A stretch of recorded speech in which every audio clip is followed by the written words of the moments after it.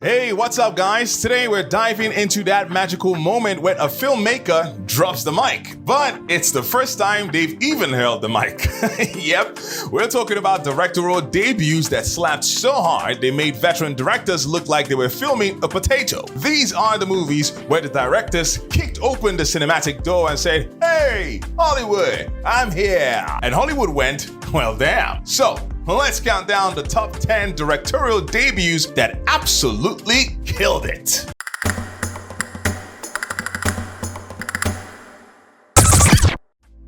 Ex Machina 2014.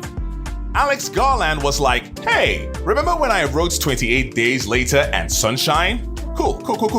I've done zombies. I've done space. Now I'm locking 3 people in a high-tech cabin in the woods and asking the real questions like, what if Siri was hot and had free will?" Ex Machina isn't just a movie, it's a whole vibe. It's sleek, minimalist, and looks like it cost Marvel money, but surprise, it was filmed in a swanky Norwegian Airbnb that you probably can't afford even if you sold both kidneys. Garland takes that lo-fi sci-fi aesthetic, cranks the atmosphere to 11, and delivers a story that feels like a TED Talk, a Black Mirror episode, and a fever dream all got up in a love triangle. Oscar Isaac shows up with a beard that screams tech bro who's definitely hiding a war crime and throws in a random disco dance breaks. Domhnall Gleeson plays the world's softest hacker, basically a sentient beige sweater who somehow ends up trapped in the most intense game of "Is this a trap ever?" And Alicia Vikander, she doesn't just play an AI, she becomes the uncanny valley. Like, by the end you're wondering if she deserves freedom or if she's about to terminate all of us, or both. Night of the Living Dead, 1968. George Romero didn't just roll camera, he accidentally reinvented horror with Night of the Living Dead. This wasn't just a directorial debut, it was the cinematic equivalent of throwing a Molotov cocktail into the film industry and yelling, "Zombies, but make it political!" With about $114, some donated chocolate syrup for fake blood, and enough grit to power a chainsaw, Romero created the template for every modern zombie movie, video game, and late-stage capitalism metaphor that followed. Shot in gritty black and white with the full commitment of a student film on zero sleep and unlimited ambition, Night of the Living Dead has that raw, unpolished vibe that makes it feel real, like too real. Romero didn't need CGI, he didn't need a studio, he didn't even need color film. He needed a vision, a shovel, and the guts, fake or otherwise, to drag horror into a whole new era. I mean, you could argue Night of the Living Dead is the granddaddy of the modern indie horror. And if it is, it's the kind of grandpa who hands you a shotgun, locks the door, and says, "Try not to die." Booksmart, 2019. Olivia Wilde didn't just dip her toes into directing, she cannonballed into the deep and made a splash with Booksmart, leaving everyone going, "Wait, she directed this?" It's like she took Superbad, threw it into a blender with empathy, razor-sharp writing, and stop-motion Barbie fever dream, and somehow made the most fun high school movie since people stopped using MySpace. This wasn't just a comedy. It was a declaration of war on boring teen tropes. Beanie Feldstein and Kathleen Deva are pure comedic gold, delivering chemistry so good it could sell its own skincare line. The script cackles with millennial meets Gen Z wit, the pacing is tighter than your jeans after quarantine, and the entire thing is shot like Wilde's been secretly directing behind the scenes her whole life. And can we talk about that trippy animated doll sequence? That's the kind of bold swing you either applaud or tweet about in confusion. And Wilde nails it. Booksmart isn't just about partying, it's about self-discovery, friendship, and peaking emotionally at 17. Wilde's debut basically walked into the room and said, "I'm here, I'm stylish, and I direct like I've got something to prove." Spoiler alert, she crushed it. Reservoir Dogs, 1992. Ah yes, Quentin, I've got dialogue and I'm not afraid to use it, Tarantino. The man showed up with Reservoir Dogs and basically told Hollywood, "Hey, what if the best part of a heist movie was everything except the heist?" His debut is less about the crime and more about the criminals.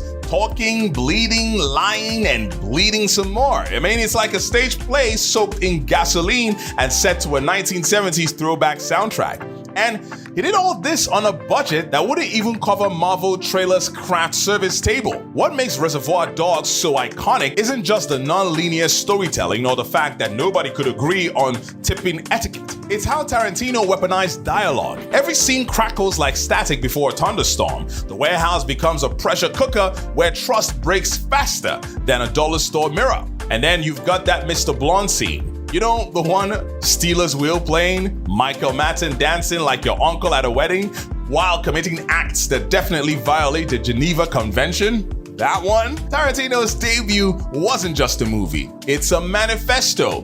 Give me pop culture references, give me vinyl, give me blood, and I'll give you unforgettable cinema.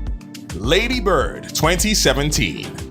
Greta Gerwig's first solo flight as a director gave us Lady Bird, a mother-daughter dramedy so painfully accurate it might have caused involuntary flashbacks for anyone who's ever slammed a bedroom door while screaming, "You don't get me!" It's intimate, raw, and so authentic, it feels like Gerwig broke into her teenage self's diary, added some killer performances, and filmed the results in natural light, with a gentle scent of teen existentialism wafting in the background. Saoirse Ronan is the chaotic yet lovable heart of the movie, delivering teen angst with the precision of a poet and the charm of someone who still believes New York is the only place that matters. Laurie Metcalf, well, I mean, she doesn't act. She obliterates. Her portrayal of a mom who's just trying to connect and control is a word-worthy heartbreak. Gerwig's debut isn't just a coming-of-age story, it's a love letter to Sacramento, growing pains, and every teenager who ever dyed their hair out of spite.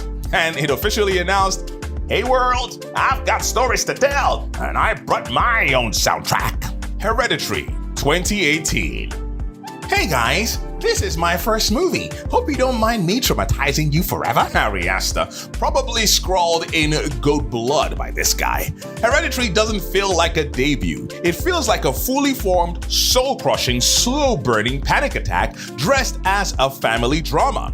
From the opening miniature shots to the final unholy treehouse reveal, this thing grabs your brain and shakes it like a snow globe filled with grief, guilt, and goat demons. Aster doesn't just tell a story, he dissects a family in real time and forces you to watch every nerve snap like a cursed rubber band. Toni Collette gives the kind of performance that makes you scream into your pillow, not just from fear, but from pure acting greatness. That dinner scene alone, she could have gotten an Oscar and a therapist. And let's not forget the click heard around the world. Or the moment you realized, mid-gasp, that this wasn't going to be any kind of traditional horror ride. Aster basically walked through A24 with his demon summoning script and said, "Forget jump scares, let's emotionally ruin people instead." Mission accomplished.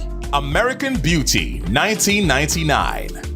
This was Sam Mendes' "let me show you what pain looks like in suburbia" moment. And American Beauty delivered exactly that. Existential dread with a side of rose petals and a plastic bag dancing like it's auditioning for So You Think You Can Float. Mendes' directorial debut is moody, poetic, and beautifully shot, managing to make cul-de-sacs look like battlegrounds for the human soul.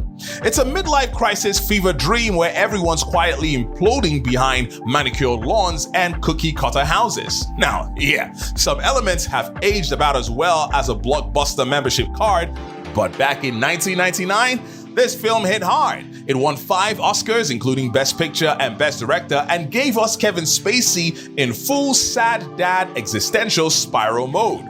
Beneath the satire and the voiceover, there's a dark, bold statement about beauty, repression, and how your creepy neighbor might just be deeply misunderstood. It's like a film school thesis wrapped in khakis and quietly screaming under fluorescent lighting. Get Out 2017. Jordan Peele basically kicked down the door of the horror genre with Get Out and said, "Surprise! The guy from Key and Peele just wrote your new psychological nightmare."